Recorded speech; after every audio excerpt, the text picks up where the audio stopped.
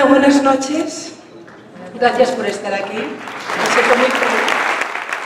La verdad es que tenía muy claro que cumpliría con mi compromiso de estar en México cuanto antes pudiera. Ha podido ser ahora y aquí estoy. ¿Sí? Y la verdad es que solo espero que perdonen si me viene un poco de tos porque estoy con un poco de gripe. Tengo un ojo un poco rojo, pero nadie me ha dado un puñetazo. Y bueno, y vengo aquí a contarles unas cuantas cosas. La verdad es que llevo pocas horas en México, pero ya han sido muy densas. Y he ido un poco intuyendo por dónde podía hoy ir la conversación o la conferencia que iba a darles, porque como no es la primera vez que vengo a México, hemos hablado de antisemitismo, hemos hablado de Israel, hemos hablado de conflicto. ¿Qué podía darles yo a ustedes hoy que fuera no nuevo, porque nada es nuevo? Vivimos en un mundo intercomunicado, la información nos llega por todas partes, ustedes son gente sin duda informada, forman parte de un pueblo que necesita estar informado, no les dejan en paz. Y yo quería aportar algo que fuera sustancial, que fuera nuevo, que de alguna forma ayudara a configurar el pensamiento de lo que nos ocurre y estamos viviendo y de alguna manera sufriendo. Y la noticia me la ha dado un club de fútbol. He pensado, empezaré con esto. Los que vivimos y estamos en la trinchera de los medios de comunicación, muy a menudo partimos de una noticia o partimos de un titular para hacer una reflexión analítica mucho más profunda. Yo soy del Barça, del Fútbol Club Barcelona, pero hoy les hablaré del Madrid. Pero no tiene nada que ver con el fútbol, aunque tengo que decirles que, para mi desgracia, mi propio club traicionó sus colores y su sentido y su historia, vendiendo su alma a una dictadura teocrática impresentable y malvada que financia el terrorismo yihadista en el mundo. Qué triste para el Barça, pero lo vamos a resolver. El año que viene, casi con seguridad, no habrá Qatar en las camisetas del Barça. Lo vamos a resolver. Pero la noticia me la ha dado mi club adversario, es decir, los del Barça decimos que cuando el Madrid tiene que perder incluso en los entrenamientos, tiene que perder en los autobuses, tiene que perder de gol fuera de tiempo y además injusto, es igual, tiene que perder siempre. Pero hoy tengo una cierta ternura. Hoy he leído que el escudo del Madrid es un escudo antiguo que tiene una redonda con las letras de Real Madrid, son muy barrocos los de Madrid, y son reales. Los de Barcelona somos más republicanos. Real Madrid tiene una corona, debe ser por lo de Real, y una crucecita. Y hoy el presidente del Madrid ha dicho que tranquilos a los Emiratos Árabes, que la cruz la sacan del símbolo del Madrid, para que no se molesten. Por aquí empiezo. ¿Pero en qué mundo estamos viviendo? O sea que la intolerancia es la que gana. Lo que molesta son los intolerantes, los que no pueden entender otros credos, otros dioses, otras religiones, otras identidades, los que imponen a través o del miedo o del dinero, y aquellos que se ponen de rodillas y se lo comen. Ustedes podrían decirme, una noticia tan banal es una noticia importantísima. Tiene que ver con el mundo que estamos construyendo, con quién manda, con quién nos domina y a qué nivel estamos dispuestos a humillarnos ante la locura que está produciéndose en el mundo. Por tanto, fundamentalmente hoy les hablaré poquísimo de Israel, porque Israel no es el problema. Solo es la parte más importante de la solución. Nunca fue el problema, nos mienten. Ponen el foco en Israel porque así no hablaremos de Yemen o de Qatar o del Estado Islámico o de Siria. Ponen el foco sobre Israel y lo convierten en el problema número uno, porque al fin y al cabo el estigma del judío malo siempre ha existido en la historia. Si el pueblo judío fue el pueblo estigmatizado en el concierto de pueblos, ¿cómo no va a ser Israel la nación estigmatizada en el concierto de naciones? Sin embargo, Israel no es el problema, no tendría que estar nunca en las portadas de los periódicos.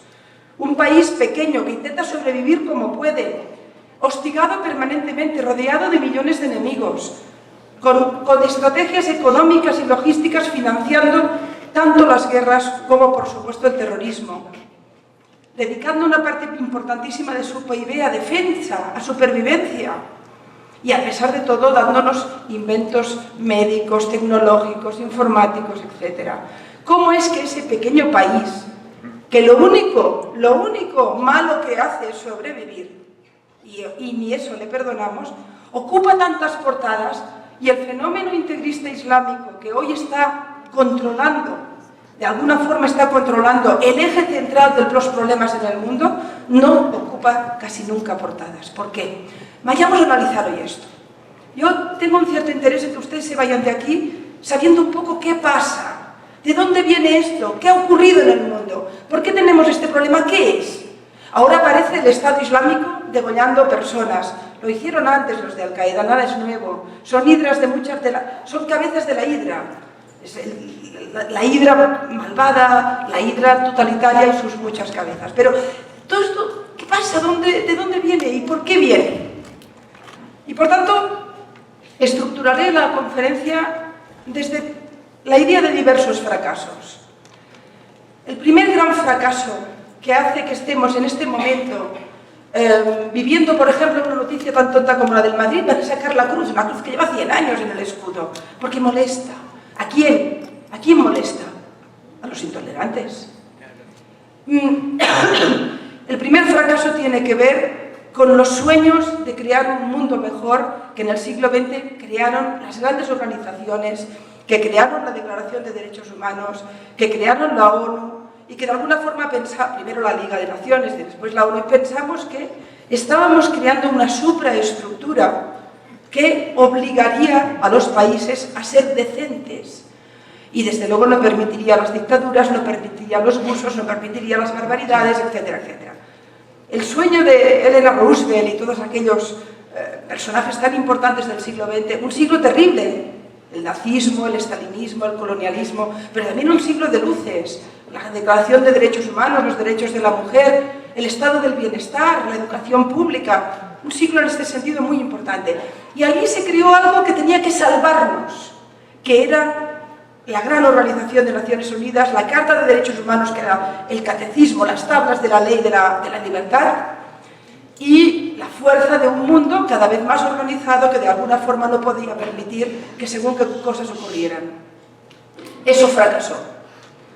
Si ahora pasa lo que pasa es porque tenemos unas organizaciones inútiles, unos auténticos dinosaurios enormes, con despachos enormes, con sueldos enormes, con gente muy importante, con muchos coches oficiales, que no sirven para nada.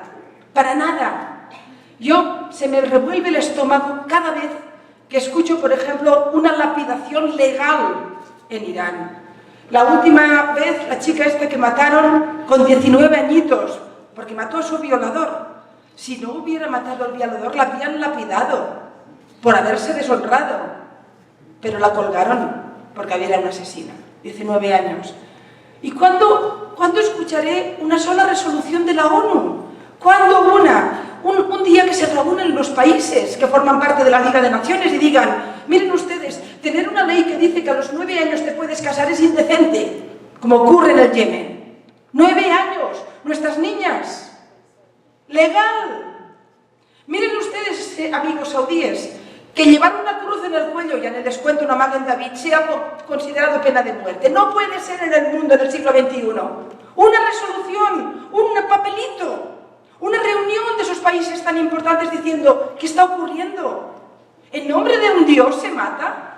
¿Se esclaviza? ¿Se masacran los derechos fundamentales en nombre de un Dios? ¿Pero qué se han creído ustedes? ¿Lo permitiríamos con el racismo? ¿La ONU permitiría hoy en día un país que dijera por ser negro no tienes derechos? Pero permiten un montón de países que dicen si eres judío, si eres homosexual, si eres mujer, no tienes ningún derecho, excepto el de poder morir de cualquier manera. El gran fracaso de este momento actual que vivimos, el gran reto de este momento, y de alguna forma lo que tenemos que volver a armar, es un cuerpo legal y sobre todo creíble, legítimo, con prestigio, que no permita o en todo caso denuncie planetariamente toda la locura que estamos viviendo. En lugar de esto, la ONU ha servido para 3 cosas, y soy muy crítica con ello. Ha servido para hincharse de resoluciones contra Israel. Claro, con Israel se atreve todo el mundo. Ningún israelí te matará por hablar contra Israel. No te pondrán bajo ninguna diana. Sale gratis. No tendrás ningún problema de una campaña publicitaria que no te la paguen, no te señalarán con el dedo, no te expulsarán del paraíso de la izquierda, que eso también pasa. Por defender, por atacar a Israel, todo es bueno. Estás entre los buenos, los árabes contentos, el petrodólar contento, los de la izquierda contentos, las redacciones de periódicos contentos, todo el mundo contento. Excepto los israelíes, claro. Pero centenares de resoluciones. ¿Alguna resolución en la ONU contra más de una década de invasión, por ejemplo, de Siria en el Líbano?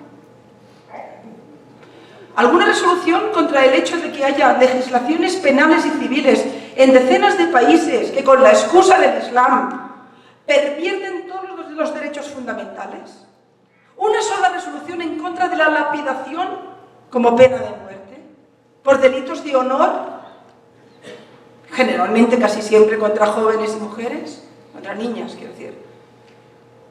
Una mujer, no hace mucho, hace un par de años, que estaba embarazada, le sacaron el feto porque ellos no lapidan a mujeres embarazadas. Mataron al feto. Yo tengo una sensación enorme de orfandad, no sé si me entienden, porque miro el mundo en el que vivo y no sé a qué cogerme, a qué clavo ardiendo cogerme.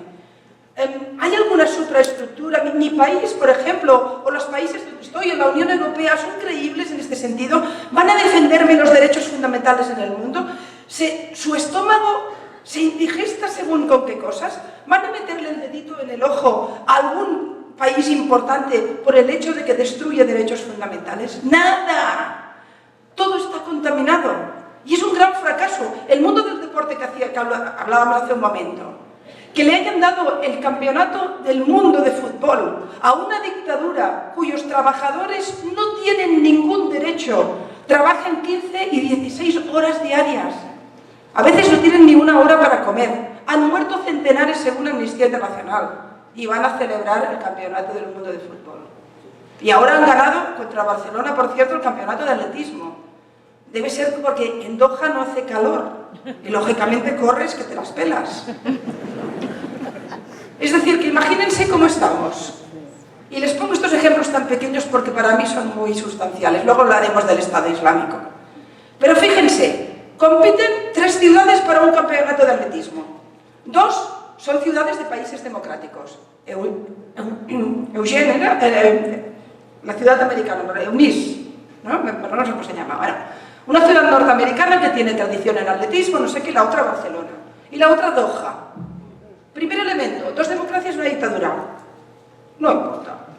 Segundo elemento, mire, tenemos las estructuras montadas, no hay que hacer ningún estadio nuevo, no sé qué. Allí, de golpe, centenares de trabajadores venidos del Nepal, venidos del sudeste asiático, trabajando de sol a sol, con soles de 50 grados, de cualquier manera, sin ningún derecho social reconocido, ninguno. No existen en la Constitución de Qatar. En uno hay temperaturas normales, allí hacen unos calores de 1000 demonios. Unos tienen tradición de atletismo, el otro no. Gana Qatar. Ganó Qatar el petrodólar. Una amiga mía, esta mañana se lo explicaba a una periodista del Universal, una amiga mía musulmana, que la deben conocer los que leen porque es una mujer que ha plantado cara, por supuesto tiene unas cuantas fatuas de muerte, está escondida en Estados Unidos, está refugiada, etc. Se llama Wafa Sultan, siria, psiquiatra. Una vez me dijo esta frase. Cuando yo le explicaba esto, le decía, ¿cómo puede ser? Estos tipos nos los comemos todos en patatas, lo aceptamos todo, nos ponemos de rodillas, mira ahora el Barça, no sé qué. Y me dijo, en árabe tenemos una expresión que dice, si me necesitas te poseo. ¿Necesitáis el petróleo? Os poseo.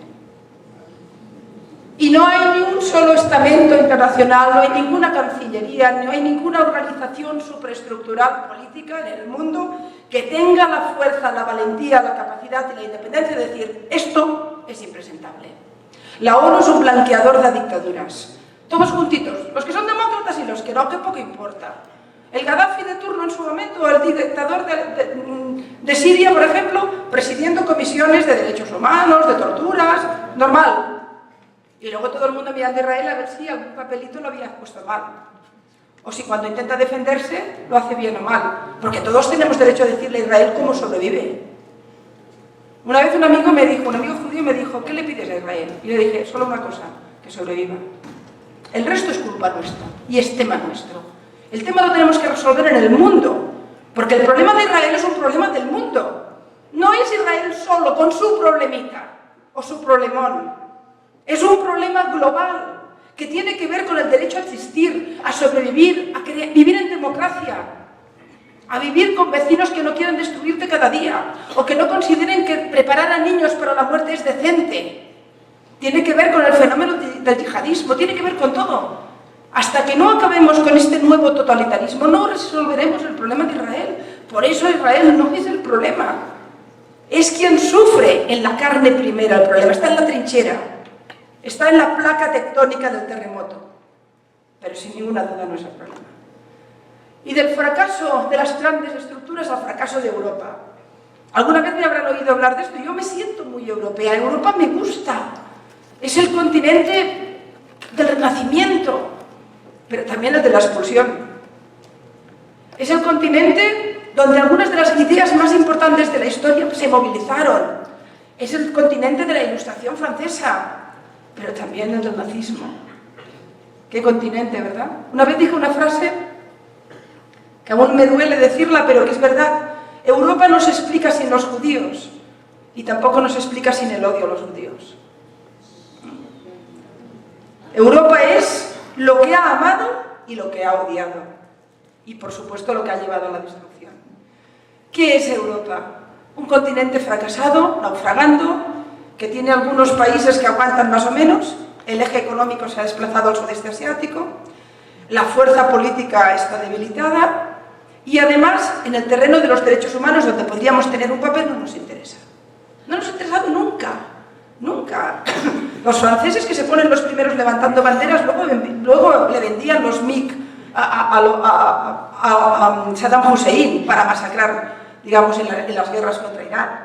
O cualquier otra. En todas las guerras africanas están metidos. ¿Qué dice la política internacional? No hay amigos, no hay derechos, hay intereses. Y así funcionamos.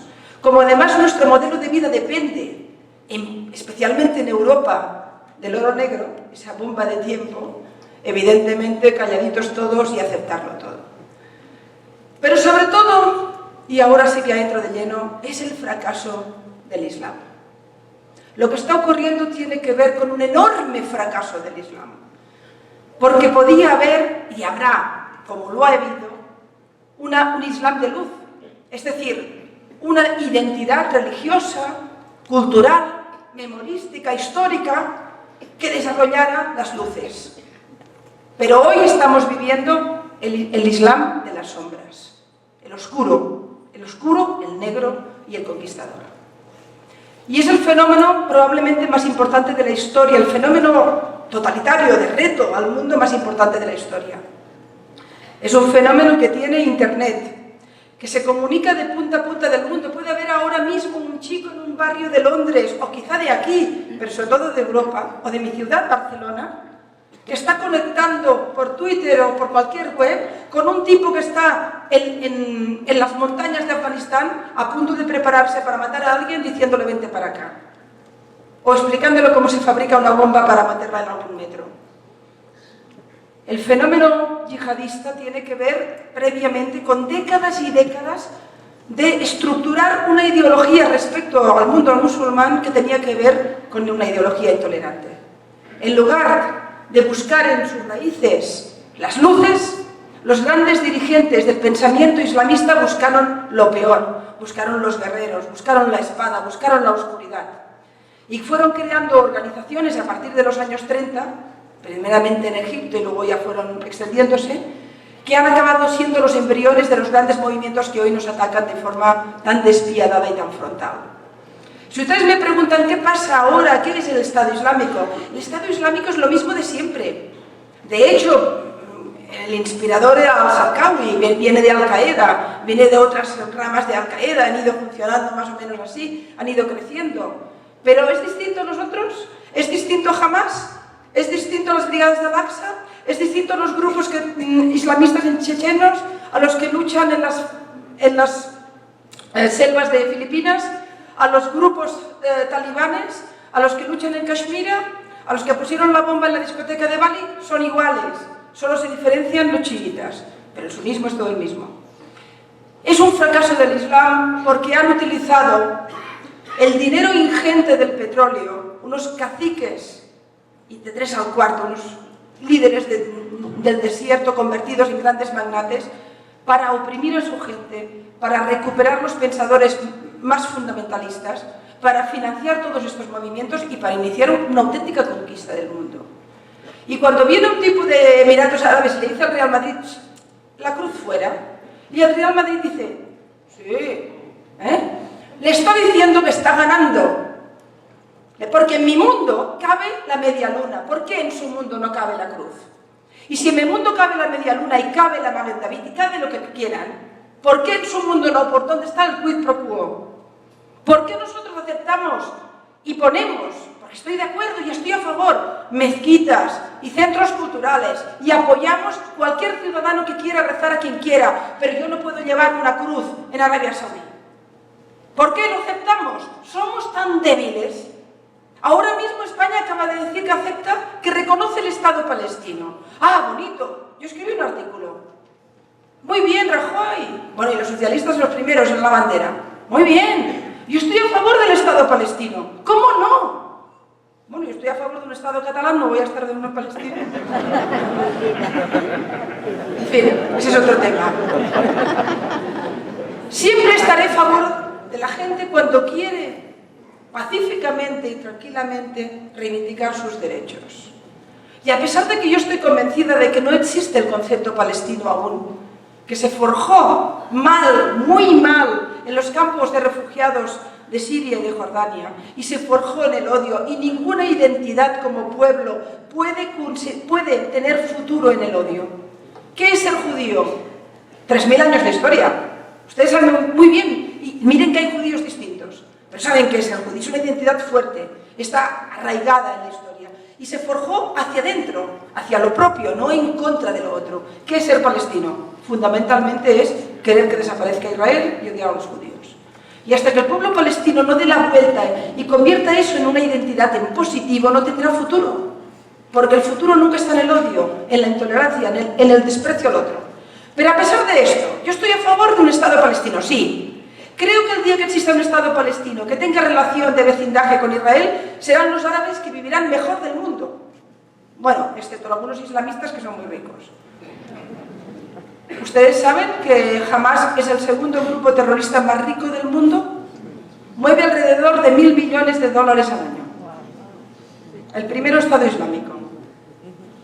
¿Y saben ustedes de que el líder de Hamas, que vive en Doha, es uno de los yihadistas más ricos del mundo? Pero en Gaza hay hambre. Ese es otro apartado. Bueno, pues un Estado palestino, sin duda, es lo que les hablaba del fracaso, del fracaso de la decencia política, del fracaso de los criterios fundamentales que tienen que ver también con los derechos fundamentales. España dice, Estado palestino sí, ¿por qué? Bueno, porque queda bien, porque es políticamente correcto, porque los socialistas aprietan, porque los grupos de opinión mayoritariamente no piensan como yo, por todo, y porque queda bonito, ¿cómo no? Y yo me pregunto en un artículo, ¿de acuerdo? Pero no les pedimos nada. Nada. Porque lo normal es que nazca un Estado fruto de una negociación, fruto de muchos pactos, fruto de unas reglas de juego, fruto del hecho que no se maten, pero al menos, si no queremos hacer eso, al menos pedir que no quieran destruir a Israel. Vamos a aceptar con normalidad los países en Europa, por ejemplo, un Estado palestino, aunque sea simbólicamente, que dice que quiere destruir al vecino. ¿Estamos creando un Estado para el bien o lo estamos creando para que sea mejor para la guerra? Como esto tanto. Es decir, el problema que tenemos desde mi punto de vista es que hemos decidido que ante el fenómeno terrorista más importante de la historia, más importante que el nazismo, lleva miles de muertos, es cierto que el nazismo mató más y mató industrialmente y además especialmente intentó matar a un pueblo entero, es cierto, pero también les digo que el yihadismo justo empieza, que esto va a traer mucha muerte, que son fuertes, que tienen dinero y que el problema fundamental ni tan solo son los que degüellan personas. Es la cara más horrible del fenómeno. Pero a veces aquellos que no matan, pero que llenan la cabeza de sus gentes en una mezquita, son muchísimo más peligrosos. Y ante esto, hoy por hoy, yo me siento derrotada. Lo personalizo en mí porque me preocupa el tema, pero supongo que somos muchos más. Me siento derrotada porque no tengo ningún amparo. Detrás no hay una ONU, no hay una organización que diga no. Que le diga a los iraníes, no puedes lapidarlas. Que le diga a los saudíes, no puedes hacer. Que le diga a Qatar, oiga ustedes, dejen de financiar al Estado Islámico. ¿Qué va? Al contrario. Qatar coge un día, se pone el vestidito de cordero, va a ver a los yanquis y dice, no, yo quiero participar en la guerra contra el Estado Islámico, pero si usted lo financia. Pero nosotros, para que quedemos bien. Un día, hablando con alguien conocido, cuyo nombre no diré, le comentaba, le decía, ¿cómo hemos podido aceptar a los catarís en la alianza contra el Estado Islámico cuando todo el mundo está denunciado públicamente? Los tipos que mataron a un pobre turista francés en Argelia, que es una rama del Estado Islámico, directamente del emir, directamente dinero del emir. ¿Cómo es? Esto es una locura. Y además denunciado por un montón de periódicos, es algo muy público. Y este me decía, no, es que los catarís nos dicen que si no lo hacen, entonces ellos podrían tener problemas con los islamistas. Miren ustedes. Primero es mentira, pero además es que es una tomadura de pelo. Me siento, pues, de alguna manera huérfana porque no tengo una estructura política detrás que diga estos no, esto no, esto no, esto es indecente, estos no los queremos. Como no queríamos el país racista que le decía a los negros que no tenían derechos, pero permitimos países que le dicen a los judíos no tienen derechos. Ustedes no pueden tener la nacionalidad de Jordania. Son el único país del mundo, pueblo del mundo que no pueden ser jordanos porque son judíos, por ejemplo. O que le dicen a todos los colectivos, mujeres, homosexuales, no. Pero tampoco tengo ningún país con suficiente fuerza como para plantarse. Ni tampoco veo que aquello que tiene que ver con lo básico lo tengamos resuelto, nos preocupe, nos ocupe. Y avanza el fenómeno, avanza tanto en su versión más moderada como en su versión más yihadista, nos lo comemos con patatas, lo vamos aceptando y va penetrando en nuestras casas. Estoy enormemente preocupada por el fenómeno yihadista en el mundo occidental, porque además es un fenómeno durmiente que penetra y que cuando estalle va a crear unos problemas enormes. Y claro, nos entretenemos en el Estado Islámico, que es terrible, sin ninguna duda, porque además ahora el Estado Islámico está controlando el 60% de los pozos de petróleo de Siria. Recibe alrededor de 2.000 millones de dólares anuales, está considerado el grupo terrorista más rico del mundo, el más pobre es Boko Haram, ser negro se ve que también, y africano siempre es peor, incluso entre los malos, porque recibe 25 millones. Y jamás, como les decía antes, el segundo, ¿eh? El segundo. ¿Cómo puede ser que en los periódicos esto no lo expliquemos? Nuestros estudiantes y nuestras gentes solidarias se van a Gaza y ven a la gente, ¡ay, pobres, las calles, el asfalto, no sé qué! ¿Cómo viven? Gaza ha recibido el doble de dinero que recibió Europa por el plan Marshall. Y hay hambre. Tiene los ratings, según la FAO, del Yemen. Pero en Gaza, en la última cifra que tenemos, en el 2013, vivían 600 multimillonarios. 600. Creo que lo publicó Forbes no hace mucho, pero yo lo he visto en diversas informaciones. La única vez en mi vida que he estado en Gaza, yo estuve en la casa del alcalde que tenía oro en la pared. Oro. Luego ya no pude entrar más. Y ahora mejor que no lo haga.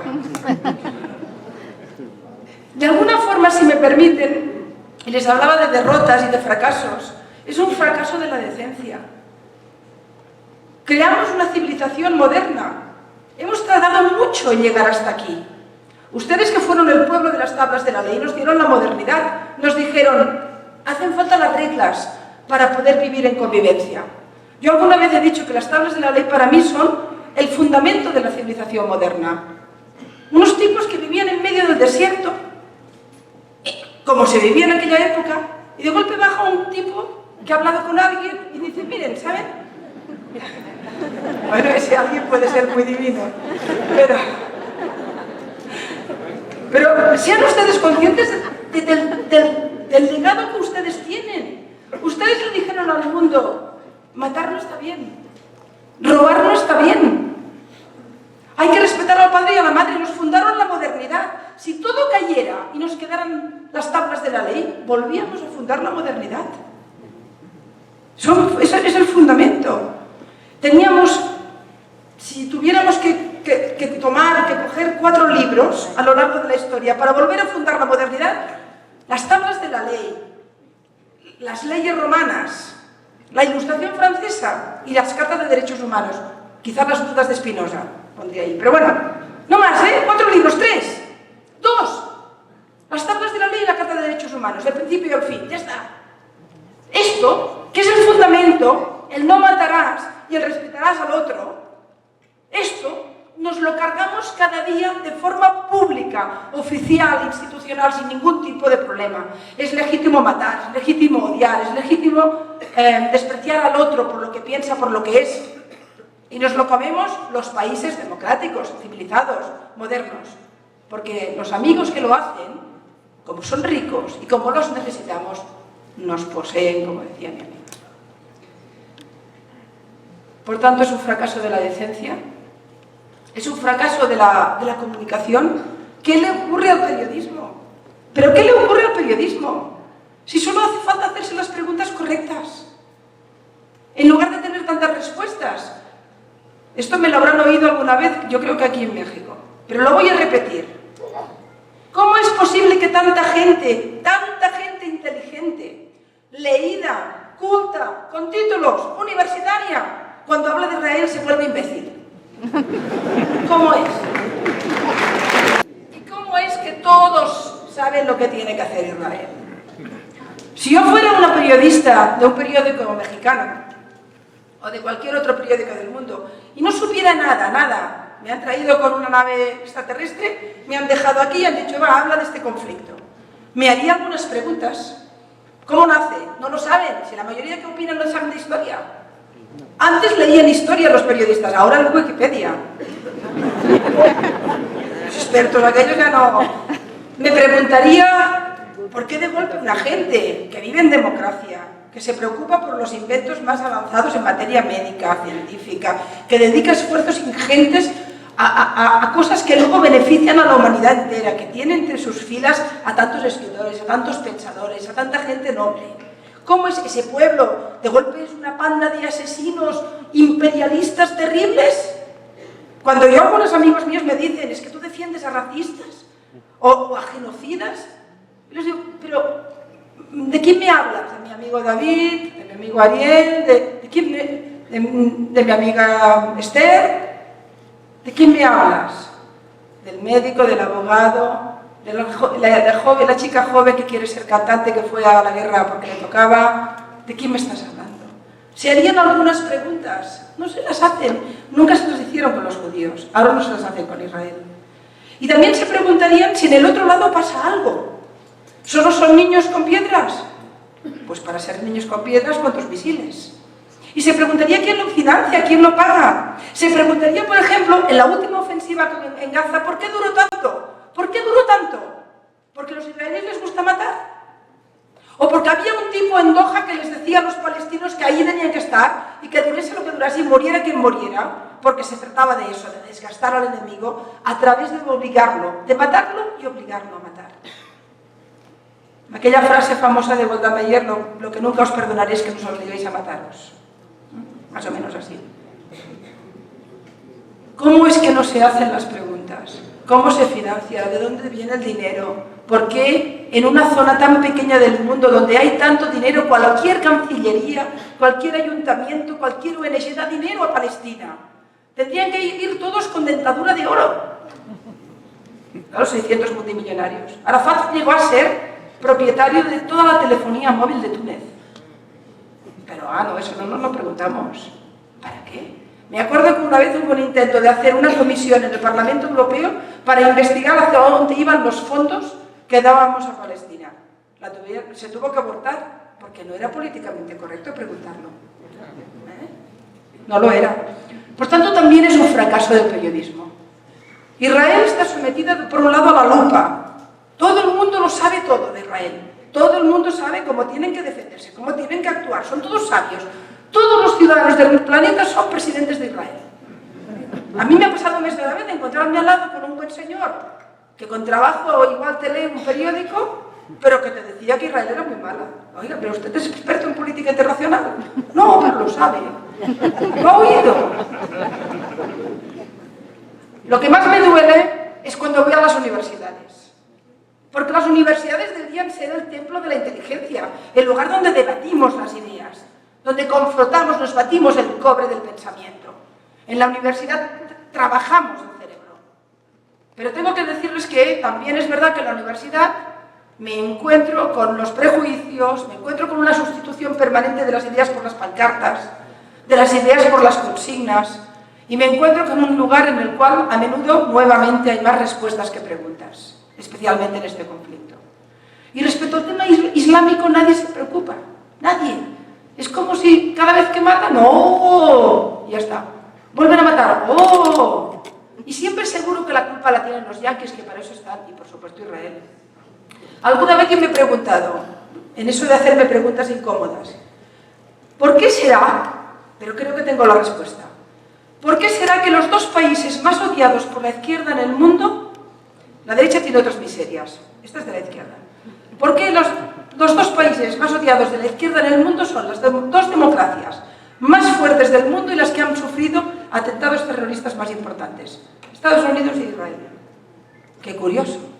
No odian, no sé, Qatar, que tiene motivos. No, Israel.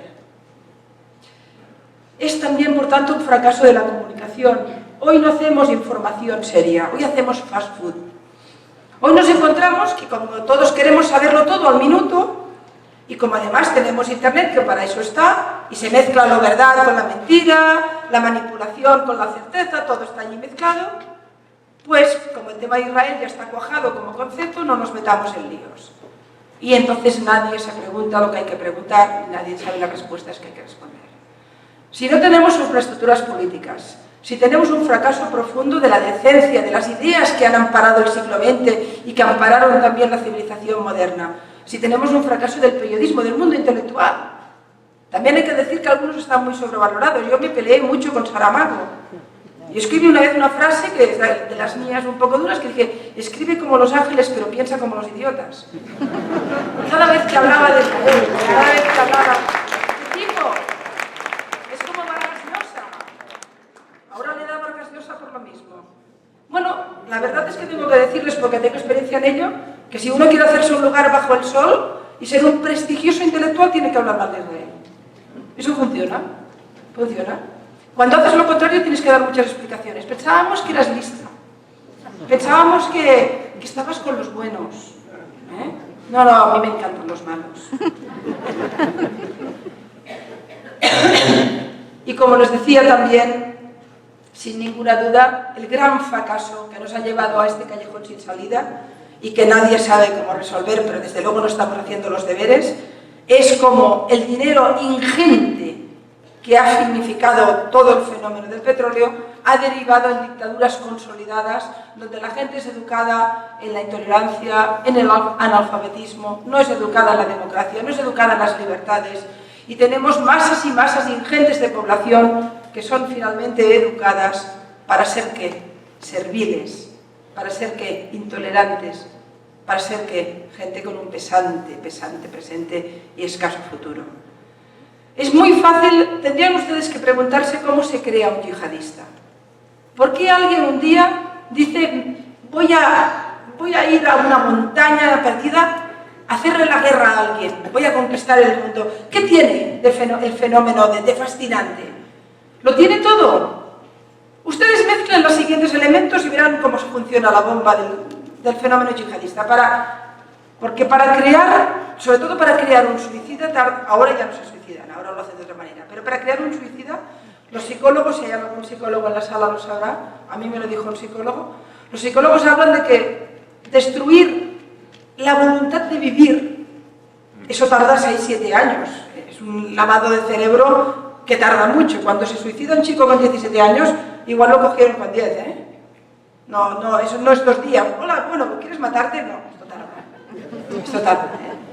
es meterte unas bombitas, es rezar a Dios, es darle un beso a tu madre y decir, bueno, voy a matar unos cuantos más mejor.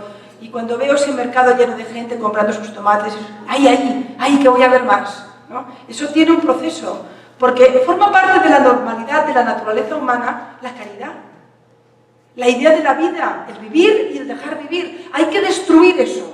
Y para destruir eso hay un trabajo importante. ¿Cómo se cría un yihadista? Con los siguientes elementos. Primero necesitamos, sin ninguna duda, los ideólogos. Los ideólogos, desgraciadamente, los tenemos.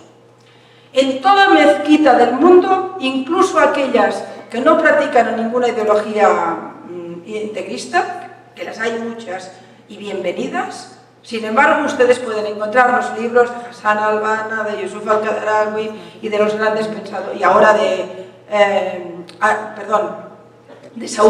Said Qutb y ahora de Yusuf al-Qaradawi, que es el gran pensador del fenómeno, por supuesto, refugiado en Qatar. Para que se hagan una idea, Yusuf al-Qaradawi, que está considerado uno de los imanes del mal, según los servicios de inteligencia norteamericanos, este señor tiene un programa en la Sharia, en Al Jazeera, llamado La Sharia o la Vida. Este programa lo ven diariamente alrededor de unos 40 millones de personas. Es en árabe. Si ustedes van a Menri.org, de vez en cuando van a encontrar, traducido al inglés, textos suyos. Porque claro, el árabe no lo leemos. Bueno, algunos quizás sí, pero yo no es mi caso. Yusuf al-Qaradawi es el señor que, por ejemplo, explicó qué tipo de vara se necesita para pegar a una mujer, si es más corta, más delgada, con más punza, en la televisión de Al Jazeera, sin problema, en el siglo XXI, en una televisión que en inglés no lo hacen, solo lo enseñan en árabe. Este señor explicó cómo era legítimo, ante una pregunta de un espectador, asesinar a las mujeres israelíes embarazadas, porque el feto que incubaban era el enemigo. Y te lo explica bien, te lo explica con unas suras coránicas, te lo explica con una... No es una tontería, el señor es un sabio, un intelectual. Este señor explica cómo es de bueno para la salud la mutilación genital de las niñas. Porque las hace más sanas, porque como no las pervierte con la sexualidad ni con el placer, se hacen más dóciles, serán mejores esposas, generalmente no van a engañar, no tendrás que lapidarlas, estas cosas sencillas. Este hombre hoy es el principal, juntamente con los grandes ideólogos, Said Qutb, Hassan, etcétera, etcétera, los grandes ideólogos de los hermanos musulmanes en su momento y de los grupos que en los años 20, 30, 40 fueron forjando el ideal islamista, que todo joven hoy lee en cualquier madraza coránica o en cualquier mezquita. Los niños, las 100.000 madrazas coránicas que hay en Pakistán, 100.000 madrazas coránicas, los niños que van allí las habrá que se enseñarán solo religión, pero mayoritariamente son todos los días del mes, menos un viernes, pueden salir 8 horas diarias leyendo solo el Corán. Tienen prohibido estudiar cualquier otra asignatura, cualquier otro texto, nada más que el Corán. Tienen que aprendérselo de memoria. Cuando tú educas a miles y miles y miles de jóvenes solo en la lectura de un texto, con una mirada rigorista, y además educándolos para utilizar ese texto en el odio, tienes una bomba de tiempo que aún no nos ha estallado. Una vez lo expliqué, si lo estoy repitiendo, perdónenme. Una vez expliqué los datos que me dieron en un congreso sobre terrorismo respecto a este fenómeno. Estábamos en un congreso en París y había gente de inteligencia de otros países y uno de ellos, en un momento determinado, nos dice: ¿cuánta gente moviliza el fenómeno yihadista, el fenómeno el terrorismo islámico? O el islamismo radical, vaya, es igual. ¿Cuánta gente hay en el mundo que está hoy engagé, está hoy comprometida con este fenómeno? Para conocer un poco la dimensión, ¿no? Bueno, porque él comentó que era el fenómeno más peligroso de la historia de la humanidad y en la sala había gente que dijo nada es más terrible que lo que pasó con el nazismo y el tipo dijo no, esto es Goebbels con internet. Y nos dijo, ¿cuántos son? Contarlos. A ver, ¿cuántos ciudadanos hay en el mundo que tienen como religión el Islam? 1.400 millones, no llegan, ¿no? Más o menos. La imagen que yo tengo es que la inmensa mayoría son decentes, gente que aman a sus hijos, que quieren tener una vida, que no quieren que sean bombas humanas o que se vayan a cualquier lugar del mundo a tirar bombas, y gente que a pesar incluso de vivir en dictaduras, vive decentemente. Sin ninguna duda, no nos confundamos, la mayoría de musulmanes son nuestros hermanos. Pero ¿cuántos son los que no? Los que nos consideran sus enemigos y quieren destruir la civilización que hemos forjado con tanta dificultad. ¿Cuántos? Y él nos hacía esta comparación. 1.400 millones de personas viviendo la mayoría en dictaduras, es decir, no son educados en la democracia o en la tolerancia, nada de esto. De golpe, degollan al último chico que degollaron en televisión los del Estado Islámico. Yo pongo este ejemplo porque es más reciente, él puso un ejemplo más antiguo. ¿Cuánta gente está en su casa tranquilamente comiendo en las montañas del Yemen, o quizá en Emiratos, o en un barrio de Frankfurt, o en uno de Londres, o quizá por aquí cerca, en el Distrito Federal, o está en Indonesia, o está en Malasia, o está en Nigeria, o está en Somalia? ¿Cuántos? ¿Cuántos de ellos, comiendo con su mujer, sus hijos, ven ese pobre chaval degollado y dicen, bien hecho, son de los míos? ¿Cuántos? Y nosotros dijimos, 90% que lo aplauden, seguro que no. 80, no. 70, no. 50, no. Ni hablar. ¿Quién aplaude la muerte de esta manera tan brutal? 30%, va. Nos quedamos ahí. Yo creo que fuimos optimistas. ¿Hacen cuentas? ¿Cuántos son? 400 millones de personas. 400 millones de personas aplaudiendo la degollación de un joven, aplaudiendo unas bombas en un metro, en un tren. 400 millones diciendo, bien hecho, son los míos. Pongamos que solo el 10%, no el 50%, no el 60%, no el 30%, el 10%. El 10% hace algo más y dice, no, voy a participar. Voy a llevar a mi hijo a una madraza, voy a apuntarme a las webs islamistas, voy a intentar educarlo. ¿Cuántos? ¿10%? ¿40 millones?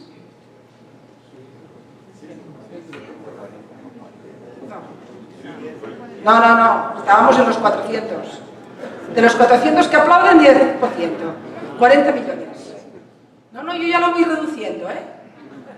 Pongamos que el 10%, el 1% se va a las montañas. Miles y miles y miles. No podemos saber aún qué significa que miles y miles de personas sean educados en el desprecio a la democracia, en el desprecio a las libertades, en el odio al otro, en el odio al judío, en el odio al cruzado, en el odio a sus mujeres, en el desprecio profundo, y que vuelvan a la jungla del pensamiento. Son millones de personas. Tenemos un problema enorme en Pakistán, tenemos un problema enorme en Afganistán, tenemos un problema enorme en Somalia, tenemos un problema enorme en todas las dictaduras del petrodólar. Con mucho dinero, eso sí, mucho dinero, palacios de oro, pero ni un euro dedicado a investigación médica. Yo compro lo nuestro. Y aunque sean israelíes, si tienen lo que tienen, se lo tomarán, ¿eh? No tienen problema con las pastillas. A los judíos hay que matarlos, pero sus pastillas las toman.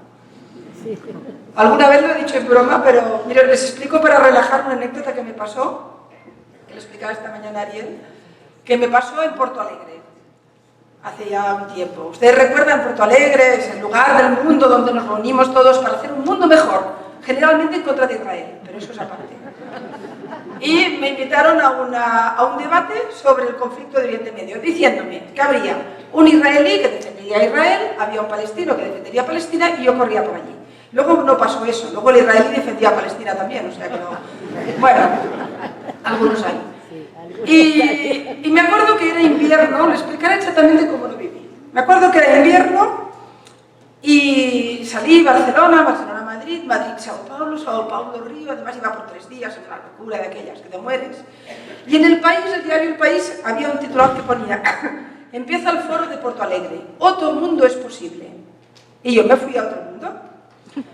Ustedes imagínense el montón de aviones, el calor que hacía en Porto Alegre era absolutamente insoportable, corriendo además del aeropuerto, corriendo para el lugar, bueno, en fin, una locura, no sé qué. Y nada más llegar haciendo la inscripción, había había un chico allí revolucionario, auténtico, que estaba montando una estructura, y le digo, oye, perdona, mientras haces los papeles, ¿tendrías una Coca-Cola? No tenemos bebidas de colonizadores o de imperialistas. Y yo pensé, ay, yo no bebo Coca-Cola normalmente, pero ese día el calor. Digo, ¿y qué puedo tomar? Guaraná. Bueno, pues era bueno, era bueno. Pero el tipo continúa en ese plan, porque nosotros los imperialistas no queremos saber nada de ellos, no sé qué tal. Y al final, como decimos, perdonen ustedes, allí me hinchó las pelotas. y le dije, oiga, ¿y usted de dónde viene? Me parece que venía de Argentina. ¿De dónde he venido? No, he venido de tal. Digo, pero en patinete, claro. Dice, ¿cómo en patinete? Digo, no, es que los motores de los aviones son americanos. Yo es por decirle, ¿eh? Y espero que no haya utilizado tecnología punta, porque generalmente es israelí. Y espero que usted el teléfono no, usted tantame. Porque es que me temo que no lo han inventado en el Yemen tampoco, ¿eh? Y la internet, ni hablar, ¿eh? Porque también es una maldad de los yanquis y de los israelíes. O sea que supongo que usted vuelve a la cueva, ¿no? Porque claro, hacer el boicot a la Coca-Cola. Después de esta cosa tan simpática, me fui a mi debate. Solo les diré que tuve que salir protegida por la policía. Pero otro punto es posible. Me fui a mi debate. Y de la carpa grande de la entrada hasta la carpa del debate, donde me recibieron con banderas palestinas, etc., fui pasando por lo mejor de cada casa. Un poquito de FARC, un poquito de Hamas, estaban todos. De manera que yo volví a casa pensando que otro mundo es posible, pero que si lo hacen estos yo me bajo. Pero claro, es que eso también es un fracaso. Eso también es un fracaso. ¿Dónde está la intelectualidad comprometida? ¿Comprometida con qué? ¿Con machacar cada día a los malos? ¿A las democracias estables que cometen errores, que no todo nos gusta, que los criticamos y tanto que sí? Yo puedo decir abiertamente que no ha habido error más grave que la guerra de Irak. Sin ninguna duda, 2 de los lugartenientes de Estado Islámico eran generales de Saddam Hussein. El primero no, pero los 2 siguientes. Hay un montón de cosas que no me gustan, pero la obsesión del mundo comprometido, de la gente que se organiza, que se manifiesta, la obsesión tendría que ser a favor de las libertades, a favor de los derechos fundamentales, a favor de que no se usen niños para convertirlos en bombas o en locos fanáticos, a favor de las mujeres oprimidas, a favor de los musulmanes, los que son oprimidos, vilipendiados, esclavizados, torturados, masacrados. Nadie ha matado más musulmanes que los yihadistas, como nadie ha matado más palestinos que los árabes, esto nunca se acuerdan. Nadie.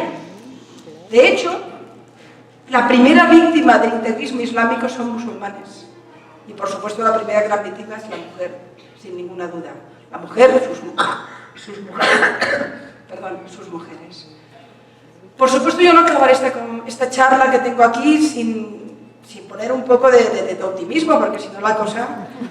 Pero está complicado todo. Fíjense ustedes en qué lugar del mundo vivimos tan loco. Yo, por ejemplo, tuve la oportunidad de ir a la Plaza Tahrir en plena revolución, en plena revuelta, la Facebook Revolution. Yo pensé, qué raro, si allí la mayoría son analfabetos, lo del Facebook me extraña. Era mentira. La Facebook Revolution, la Twitter Revolution, la Primavera Árabe... Yo me fui con mi mochilita a ver la Primavera Árabe, cuando empecé a ver hermanos musulmanes en la plaza. Las mujeres tapadas de aquí a aquí y a veces incluso ni los ojos. Las que iban, que eran occidentales, que las insultaban, les tiraban piedras. Hablé con coptos que estaban asustadísimos, diciendo, nos van a masacrar. Hablé con gente joven, que era moderna, que habían vivido en una situación diciendo, como ganen los hermanos musulmanes, nos van a masacrar. Y Europa y Estados Unidos y todos diciendo ¡viva la Primavera Árabe! Yo volví a Barcelona y escribí un artículo de 2 páginas diciendo esto va a ser un otoño y a lo mejor un invierno. Me dijeron de todo. ¿Cómo vas en contra de la revolución? En contra... Mira cómo quedó. Vivimos en un momento tan loco, tan enloquecido, que el bueno no está. Yo, por ejemplo, soy una convencida demócrata. Yo he luchado contra la dictadura de Franco. Mi tío abuelo fue el primer condenado a muerte del franquismo. Le hicieron un juicio militar por haber escrito un artículo contra la guerra y lo mataron.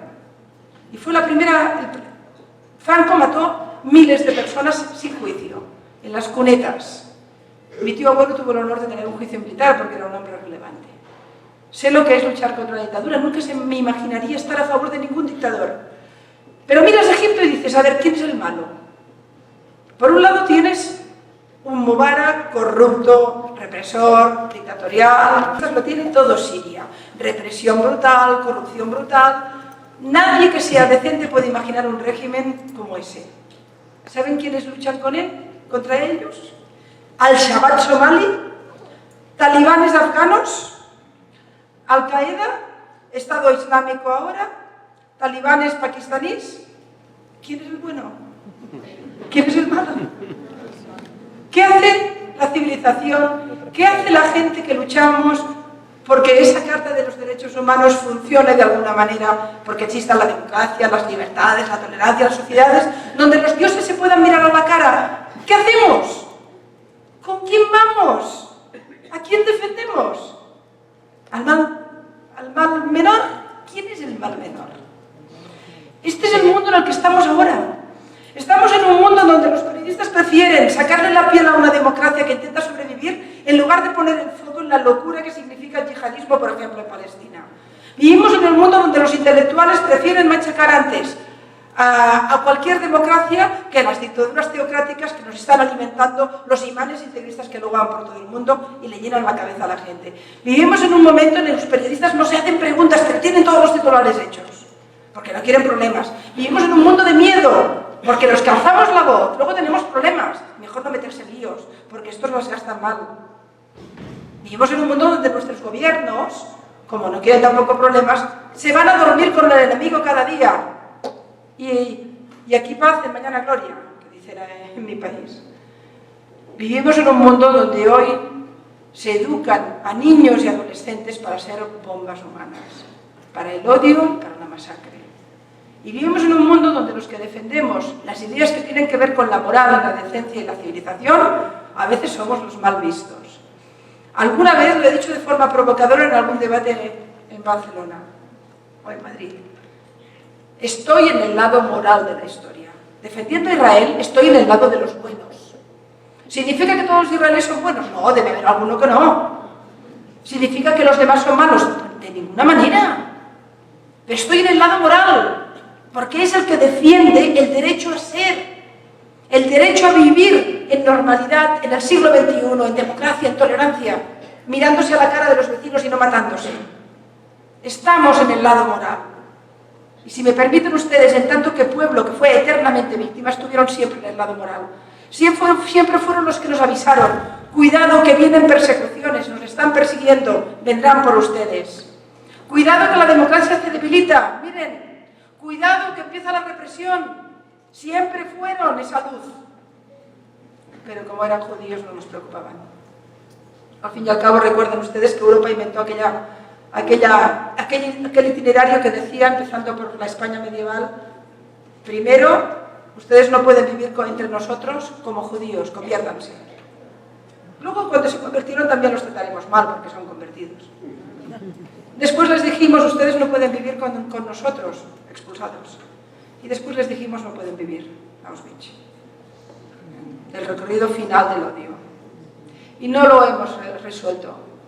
Y me horroriza enormemente imaginar esa cantidad de millones de almas que, en lugar de ser educadas para que los conozcan y los quieran y los entiendan y vivan alegremente su propia alegría, y me conozcan a mí como mujer libre y conozcan a las demás y a las sus propias, en lugar de eso son educados en un Dios, que Dios no tiene la culpa, es la interpretación que hacen de ello, en un Dios de odio, en un Dios de espada, en un Dios de miedo. ¿Qué les puedo decir a ustedes para subir un poco la moral? Bueno, que vamos a ganar, no sé cuándo. Pero lo que les tengo que decir sin ninguna duda es que solo hay un camino posible, que es que el lado moral de la historia venza sobre los procesos totalitarios. Que esto es difícil porque aquí hay mucho dinero, les repito, organizaciones terroristas multimillonarias, yihadistas multimillonarios. Hay mucho dinero, hay una gran capacidad de comunicación a través del mundo de Internet, hay una gran épica. Antes les decía cómo se hace un yihadista.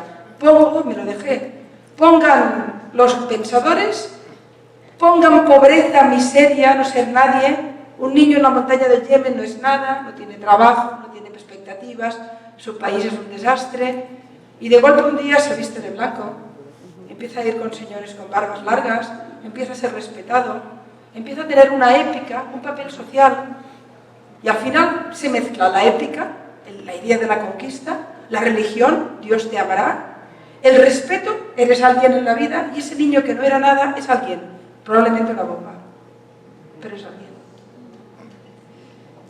Por supuesto los hay que no vienen por el camino de la miseria, que vienen por caminos mucho más ricos, y es otro tipo de fanatismo, pero mayoritariamente estamos hablando de los Andes del Magrib, estamos hablando de las montañas de Afganistán, estamos hablando de las zonas nortes del Pakistán, estamos hablando de esto. Las esperanzas. Lo primero, lo más simple, es que no puede vencer esto.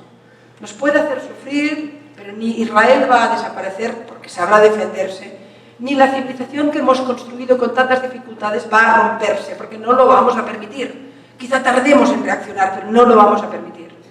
Lo segundo, estoy convencida de que habrá una auténtica rebelión del mundo islámico contra el islamismo. Y está produciéndose con las mujeres.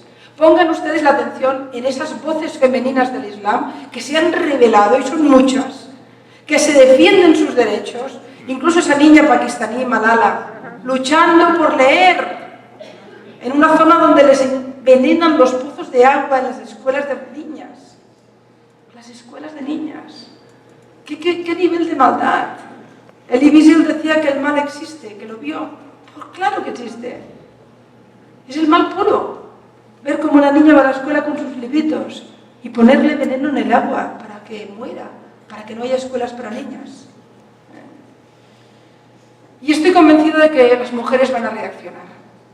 Y también espero que algún día los israelíes que inventan cosas, inventen el hidrógeno y se acabe el petróleo, no se pase algo, y estos no sean tan ricos.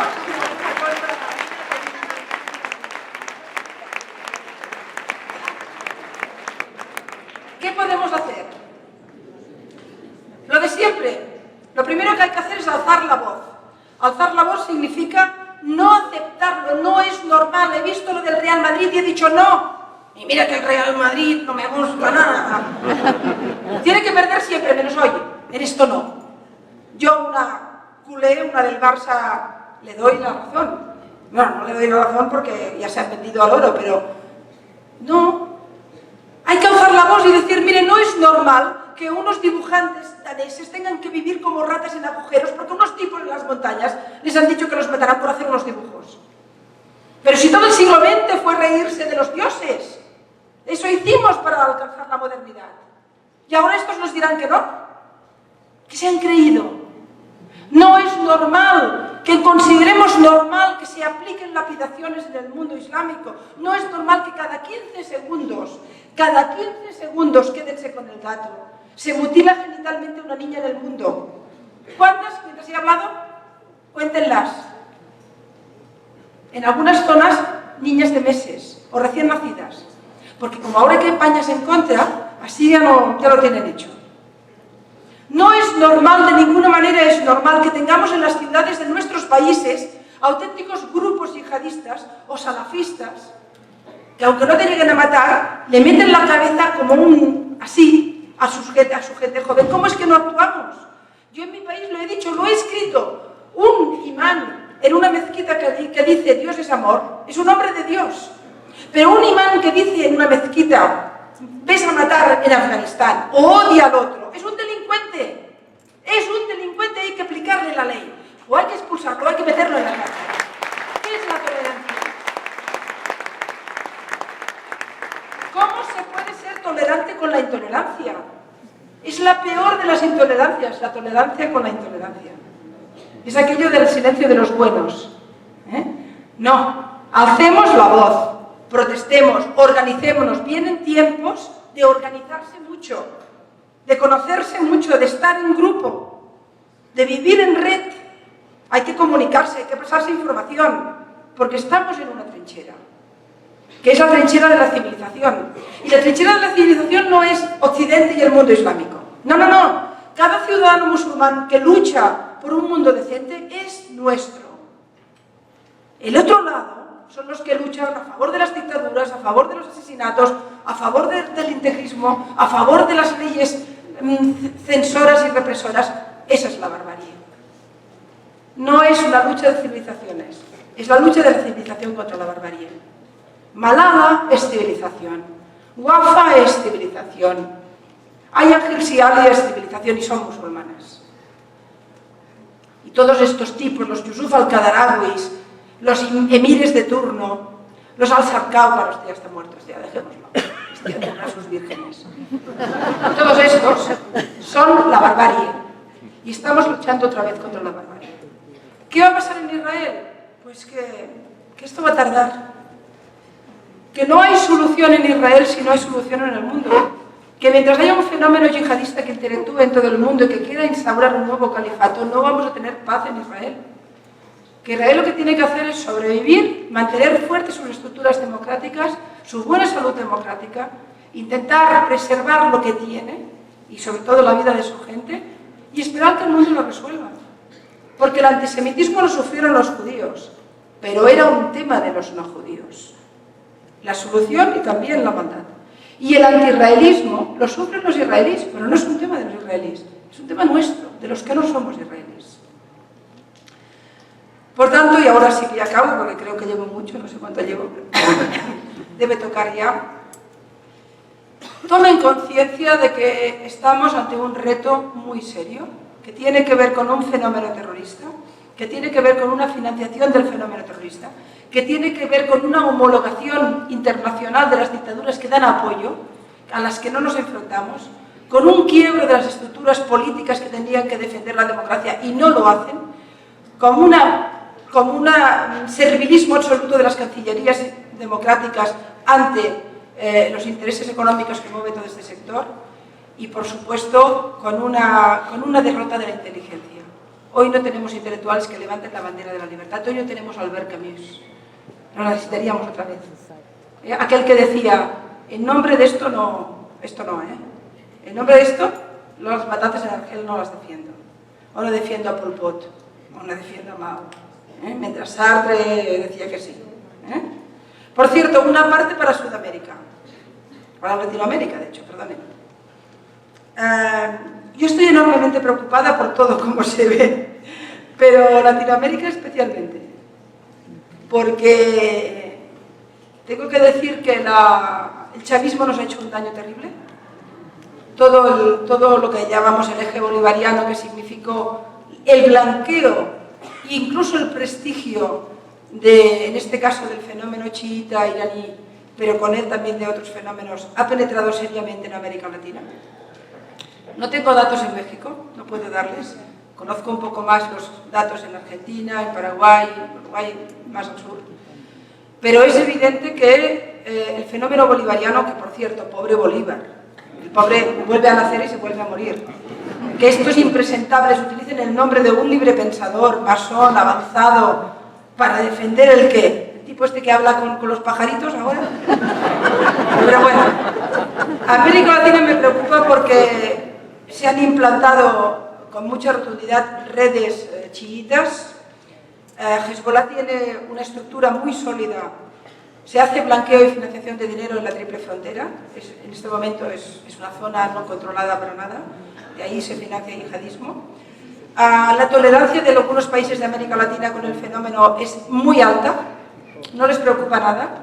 Lo que ocurrió en Argentina con AMIA, las últimas derivadas de Kirchner y de ese, perdonen, miren, lo voy a decir, de ese judío renegado que se llama Timerman. Claro, gracias.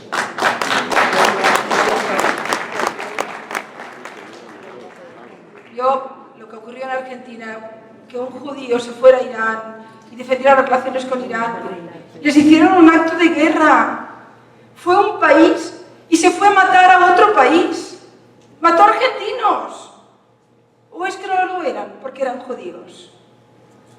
Y toda la actuación de la presidenta y luego la actuación de su ministro. Y encima siendo judío. ¿Pero esto qué es? ¡Qué vergüenza! ¡Qué horror!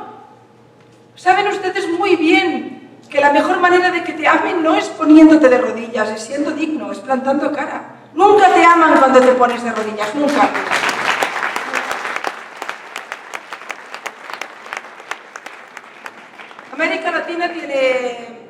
dos problemas desde mi punto de vista: la ocupación del Líbano, financiación de grupos terroristas, lo tiene todo Siria. Represión brutal, corrupción brutal. Nadie que sea decente puede imaginar un régimen como ese. ¿Saben quiénes luchan contra ellos? Al-Shabaab somalí, talibanes afganos, Al-Qaeda, Estado Islámico ahora, talibanes pakistaníes. ¿Quién es el bueno? ¿Quién es el malo? ¿Qué hace la civilización? ¿Qué hace la gente que luchamos porque esa Carta de los Derechos Humanos funcione de alguna manera, porque exista la democracia, las libertades, la tolerancia, las sociedades, donde los dioses se puedan mirar a la cara? ¿Qué hacemos? ¿Con quién vamos? ¿A quién defendemos? ¿Al mal menor? ¿Quién es el mal menor? Este es el mundo en el que estamos ahora. Estamos en un mundo donde los periodistas prefieren sacarle la piel a una democracia que intenta sobrevivir en lugar de poner el foco en la locura que significa el yihadismo, por ejemplo, en Palestina. Vivimos en el mundo donde los intelectuales prefieren machacar antes a cualquier democracia que a las dictaduras teocráticas que nos están alimentando los imanes integristas que luego van por todo el mundo y le llenan la cabeza a la gente. Vivimos en un momento en el que los periodistas no se hacen preguntas, pero tienen todos los titulares hechos, porque no quieren problemas. Vivimos en un mundo de miedo, porque los que alzamos la voz, luego tenemos problemas. Mejor no meterse en líos, porque estos los gastan mal. Vivimos en un mundo donde nuestros gobiernos, como no quieren tampoco problemas, se van a dormir con el enemigo cada día. Y aquí paz, y mañana gloria, que dicen en mi país. Vivimos en un mundo donde hoy se educan a niños y adolescentes para ser bombas humanas, para el odio y para la masacre. Y vivimos en un mundo donde los que defendemos las ideas que tienen que ver con la moral, la decencia y la civilización, a veces somos los mal vistos. Alguna vez lo he dicho de forma provocadora en algún debate en Barcelona o en Madrid. Estoy en el lado moral de la historia. Defendiendo a Israel, estoy en el lado de los buenos. ¿Significa que todos los israelíes son buenos? No, debe haber alguno que no. ¿Significa que los demás son malos? De ninguna manera.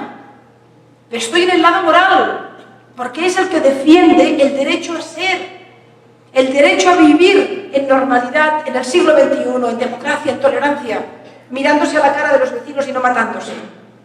Estamos en el lado moral. Y si me permiten ustedes, en tanto que pueblo que fue eternamente víctima, estuvieron siempre en el lado moral.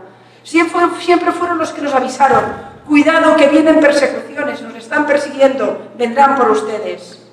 Cuidado que la democracia se debilita, miren, cuidado que empieza la represión. Siempre fueron esa luz. Pero como eran judíos no nos preocupaban. Al fin y al cabo recuerden ustedes que Europa inventó aquel itinerario que decía, empezando por la España medieval: primero, ustedes no pueden vivir entre nosotros como judíos, conviértanse. Luego, cuando se convirtieron, también los trataremos mal, porque son como Mandela del siglo XXI, son mujeres musulmanas alzando la voz contra el integrismo. Y no las vemos, no las oímos, pero estas van a ser las que lo van a resolver. En cualquier caso, organícense, ámense, vivan su condición judía con dignidad, con la cabeza alta, nunca la bajen. Porque el que te odia, o el intolerante, o el que te desprecia más cuando la bajas. Y además te vence. Cuando la levantas, nunca te vence.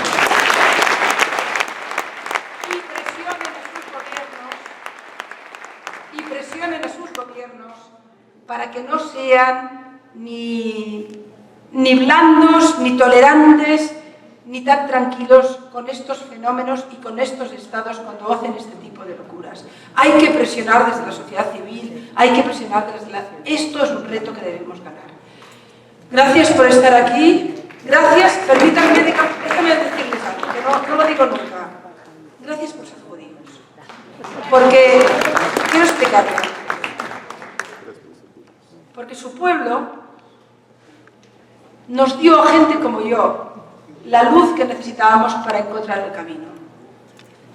Ustedes fueron depositarios del concepto de la libertad, los primeros, del concepto de la cultura. En el pueblo del libro había que leer, había que conocer, del concepto de la esencia del ser, el resistir como pueblo, como identidad, el no dejarse machacar.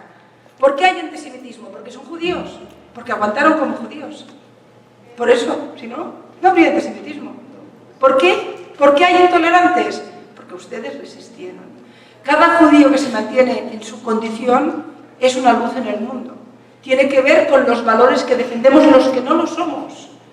Y una ciudadana como esta, que es de un país que se llama Sefarat y de una tierra que se llama Cataluña, que tendría que pedirles perdón por la expulsión, por ser europea y formar parte de ese continente, lo único que tiene que hacer, sinceramente, es darle las gracias por haber estado en la antigüedad y darnos la luz, por haberse mantenido como pueblo a pesar de las persecuciones, de las matanzas, de las barbaries, y por estar aquí en esta sala hoy, levantando la cara diciendo soy judío y por eso soy una parte importante del ser humano. Gracias. Queremos darle las gracias al Keren Hayek de Israel, a la ciudad alemana Javier y al señor Hernán Feldman, presidente del Comité de Finanzas del Keren Hayek de Israel en Jerusalén, por el honor de tener entre nosotros a Pilar Rahola. Muchas gracias.